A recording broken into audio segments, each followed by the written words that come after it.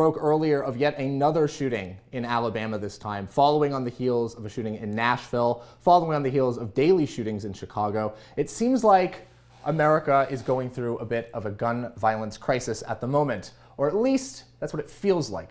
Is that true? Are we really going through an unprecedented time of violence? The radical left would sure want you to believe that. And as a result, they're going to try and start taking your guns. Joe Biden, the president, has decided the best way to deal with this type of situation is to do an assault weapons ban. Did that work the first time? I don't know. That's why we have the experts to talk to us. One of those experts is Amy Swearer. She's a senior legal fellow over at the Heritage Foundation. Great guys over there. Amy, welcome to the show. Thank you so much for having me. Well, I think that's the first question is, are we in a time of sort of unprecedented violence? It feels when I turn on the news and I see news of another mass shooting, it feels like we are. But is that the case? Does the data pan that out?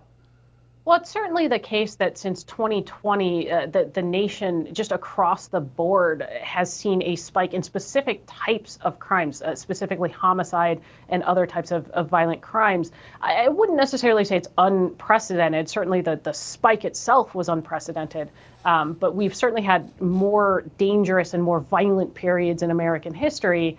And, to get back to your point about, the underlying point, right? Like, is this inherently tied into guns? I think it's important to take a step back and look at history. So if you go back to the last major crime spike in the 1990s, and then the decline in violent crime that we had all throughout the 1990s and early 2000s, it took place at a time when guns per capita in this country was rising exponentially. So to suggest that somehow this crime spike is related to firearms, but that crime decline was not related to firearms, that's just not how logic and reasoning and research work. Absolutely. No, I always remember reading a story. I don't remember what it was, but it was something along the lines of you could open up a Sears catalog and you could point out, I want this rifle, and you could order it to your house. And we didn't seem to have this issue back then, so what's changed? That being the case, though, the solution being proposed, as I mentioned, is a type of ban. An assault weapons ban is something that the Biden administration has floated multiple times. Amy, in your opinion, would that impact these types of events? No, absolutely not. So first of all, rifles of any kind, regardless of whether they have a pistol grip or a barrel shroud or any other of these external factors that makes them a, quote, assault weapon, those are rarely used in crimes to begin with. They're certainly not used in suicides, which are about 2/3 of gun deaths every year.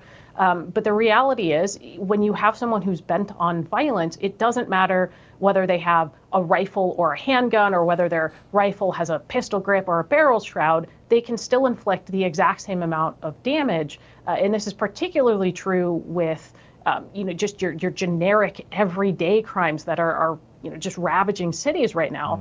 That really doesn't matter. What matters is that you have a violent person, especially when we talk about your generic criminal violence, not your mass shooters, but your generic criminal. They're already prohibited from owning guns, and they are finding ways to obtain those guns anyway through illegal channels. That's the problem. It's that you have violent people who, instead of being detained or imprisoned, are out there able to get their hands on illegal firearms, any illegal firearm, and it doesn't matter what that firearm is, it's going to have the same effect. Absolutely. And I really want to highlight what you said there, too, is where you mentioned that cities are one of these places where this is happening.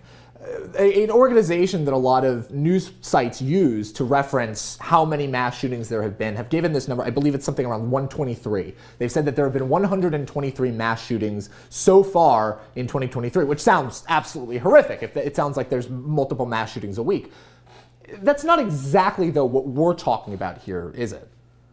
Right. So this is what happens when you're not very careful with your definitions. And in fact, I think this has been an intentional effort by gun control advocacy groups to sort of conflate more generic interpersonal violence that isn't generally affecting random people within a community with these more indiscriminate terroristic type shootings that we saw, for example, in Nashville and in Louisville in recent weeks, and then several in California earlier in the year. These, from a public policy perspective, are drastically different. They deal with two different types of problems with two different types of ways of solving them.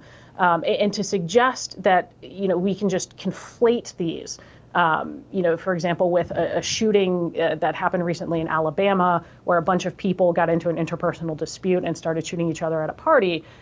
That's just nonsensical from a public policy perspective. They're not interested in addressing the actual problems. They're interested in having a scare tactic of leading people to believe, oh, there's been 100 Nashville-type mass public shootings this year, and it's just not true. Absolutely. And I think that's, again, the truth here is what matters, because it's an emotional topic, right? When you look at these types of incidents, specifically at schools, when it's affecting children, I think the gut instinct that a lot of people have is to say, how do we stop this? But it's not as simple as saying, we'll just ban the guns, right? I mean, there has to be something more to do there. So as a policy institution like the Heritage Foundation, that is the sort of flagship of the conservative movement, what would be the best solution here? What do you guys recommend as something that we can do to make sure these events are either much rarer or don't happen at all?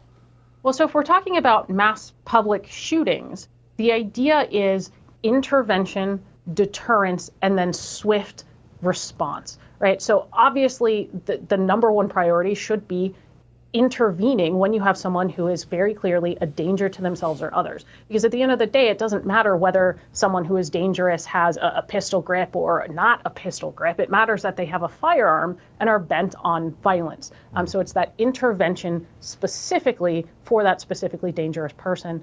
And then it's about deterrence, deterring them from getting into that building. We saw this again in Nashville, where that shooter chose a target based off of the lack or perceived lack of armed security. And fortunately, in that case, even just some of the physical security measures like that locked door were very, very important in keeping that number of deaths, which was still too high, down far below what it otherwise could have been.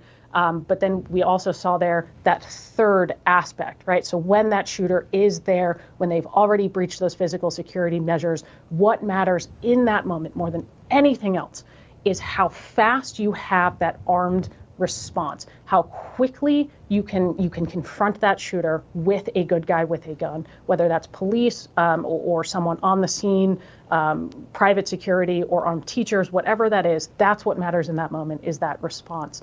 So those are the three things to look at, not just saying, oh, well, this would have turned out differently if the shooter just didn't have a pistol grip, or if her barrel length were 16 inches instead of 14.5 inches on her firearm. That's nonsensical. Absolutely. In the last 30 seconds here, Amy, I'm curious, as somebody that has gone to Capitol Hill a number of times to testify in front of Congress about this, where do you see Capitol Hill as responding to this? Are we expecting any movement on an assault weapons ban?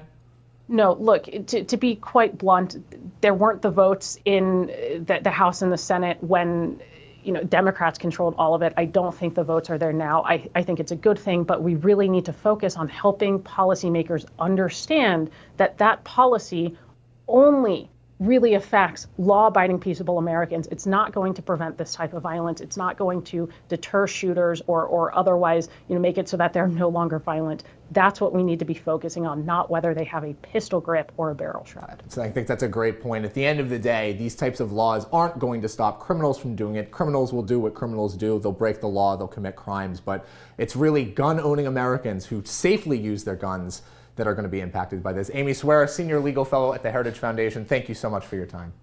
Thank you. Absolutely. Well, that was a heck of a conversation about guns, but we got more to come on O'Connor Tonight. Keep it here.